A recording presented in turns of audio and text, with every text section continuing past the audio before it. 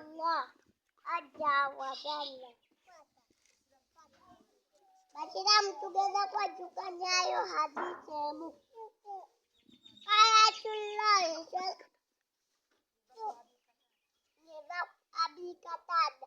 Ayatullah sallallahu alaihi wasallam la yadkhulul janna tamujja kuingia janna hatta tu'minu ukinganga mukirija wala tu'minu ila tamujja kirija hatta tahabu ukinganga mwagani wakati wa awala adulukum ala shay'in arafe babudi la yakin tusimu ijafani tumuhu nawa mtikoje tahababdu mujja kwa galana afshu salama bainakum tusachane salamu wakati